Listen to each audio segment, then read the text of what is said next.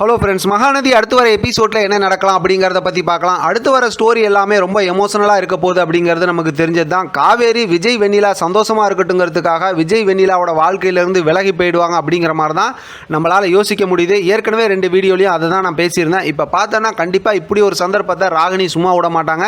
விஜய் எழுதி வச்சு அந்த லெட்டரை கிழிச்சு போடுறது மட்டும் இல்லாமல் விஜய் எழுதாத ஒரு விஷயத்தை எழுதி இவங்களே வச்சிருவாங்க. அந்த விஷயத்தில் பார்த்தோன்னா நான் வெண்ணிலாவோட சந்தோஷமாக இருக்க போகிறேன் காவேரி அப்படிங்கிற மாதிரிலாம் விஜய் சொன்ன மாதிரி ஏதாவது எழுதி வச்சுட்டாங்கன்னா கண்டிப்பாக அதை காவேரி நம்புவாங்க.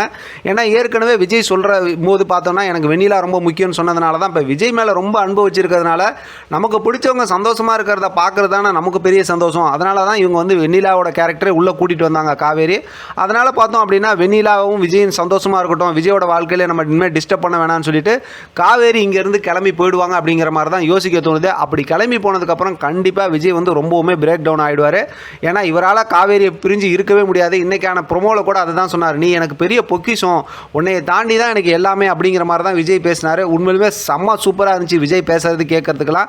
அதே நேரத்தில் பார்த்தோம்னா இப்படி ஒரு சந்தர்ப்பம் கிடைக்கும் போது மென்டல் குரூப் எப்படி விட்டு கொடுப்பாங்க, ஸ்டோரி எப்படி அடுத்து மூவ் பண்ண முடியும். அதனால் கண்டிப்பாக இதுக்கு இடையில விஜய் காவேரியை தனியாக பிரிக்க போகிறாங்க. காவேரி ஒருவேளை பார்த்தோம்னா கொடைக்கானலுக்கா, ஏன்னா அவங்க அப்பா இருந்தால் அவங்க வீடுக்கு தானே போவாங்க, அங்கேயே போயிடுவாங்களா, இல்லை இவங்க ஃபேமிலிக்கு தெரியாமல் வேற எங்கேயாவது போய் இருக்க போகிறாங்களா அப்படிங்கிற மாதிரிலாம் நிறைய யோசிக்க தோணுது. இப்போதைக்கு பார்த்தோம்னா குமரன் செலிபிரிட்டியாக மாறுவார். இன்னொரு பக்கத்து பார்த்தோம்னா நிவின் யமுனா மூலமாக கண்டிப்பாக காவேரி விஜய், அதாவது விஜய் காவேரியை சேர்த்து வைக்கிறதுக்கு நிவின் வந்து அடுத்து பெருசாக ஹெல்ப் பண்ண போகிறாரு அப்படிங்கிற மாதிரி யோசிக்க தோணுது.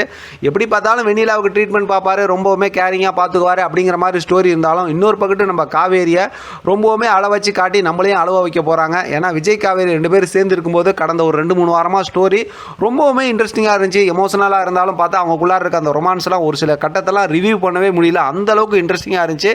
நீங்களும் அதை என்ஜாய் பண்ணியிருப்பீங்க பார்த்து. ஆனால் திடீர்னு இப்படி ஒரு ஸ்டோரியை உள்ளே கொண்டு வந்து தேவையில்லாத மாதிரி இருக்குது. ஏன்டா வெண்ணிலாவோட கேரக்டர் கொண்டு வந்தாங்கன்னு வெயிட் பண்ணி பார்க்கலாம். இவங்க இதெல்லாம் பண்ணுவாங்கன்னு நம்ம ஏற்கனவே எதிர்பார்த்தது தானே, அதனால் வெயிட் பண்ணி பார்க்கலாம். அடுத்தடுத்த ஸ்டோரி எப்படி போதோ அதே மாதிரி பார்த்து இப்படி இருந்தால் நல்லா இருக்குங்கிற விஷயத்தை நம்ம தொடர்ந்து ரிவ்யூவில் பார்க்கலாம்.